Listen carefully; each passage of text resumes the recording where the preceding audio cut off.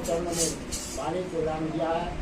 गुरु की प्यारी साथ संगत जी सब बहुत सही तरीके से बैठी हुई है, आपस में बातचीत भी हो रही थी, बड़ा सत्संग का आनंद आ रहा होगा सभी को।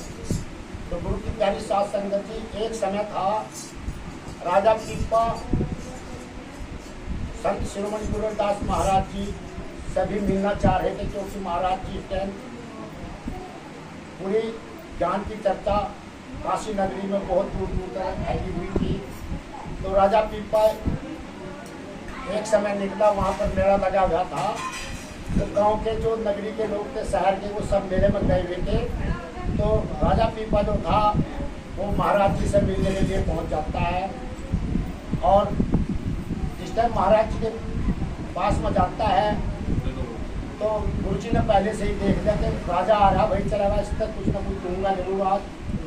तो उस समय महाराज जी की जो कटोती थी उसमें अमृत आया था। अब गुरुजी ने उसको चरणामृत के रूप में दे दिया। राजा पीपा ने अपनी हथेली पर लेकर अब वो जो चरणामृत था वो पिया नहीं, वो स्टीम में गिरा दिया था उसको। तो गुरु की प्यारी साथ संगत जी, अब जैसे ही वो घर पर गया बने, तो उसने देखा स्टीम पर बहुत निशान हो रहे भाई। तो वो कपड़े काट दिए, और काट करके आज राजा गुरु के दरबार में गया था, संत शिरोमणि गुरुदास महाराज जी के पास में गया था। और जाति के वो चमार हैं, उन्हें तो मुझे आज चमार ही बना दिया था।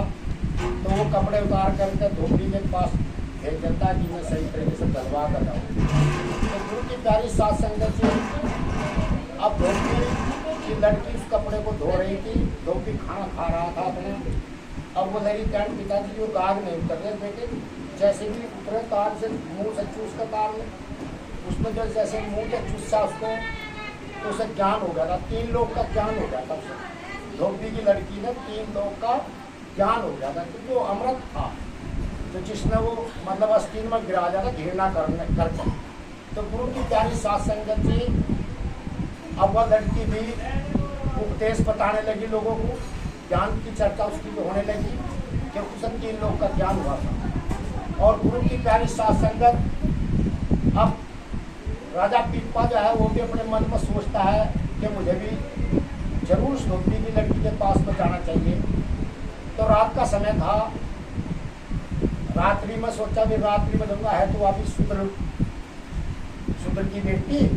तो रात का समय निकाल दिया राजा ने, और राजा उसके घर पर आता है। तो लड़की जाग रही थी बैठी, लेकिन आओ महाराज कैसे आना होगा आपका, लेकिन आया तो जरूर बोलो, पर मुझे ये बता दीजिए जो मुझे ज्ञान बता रही, तो लोगों को उपदेश दे रही है, चर्चा हो रही देश के अंदर।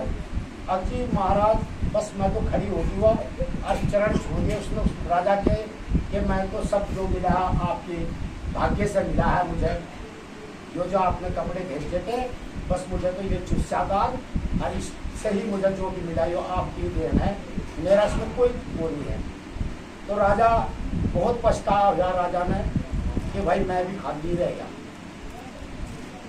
मैं खाली रह गया, खुद राजा हो तो आज गुरु ने मेरे से प्रसाद के रूप में दिया था, मैं तो खाली रह गया इस परमार्थ है।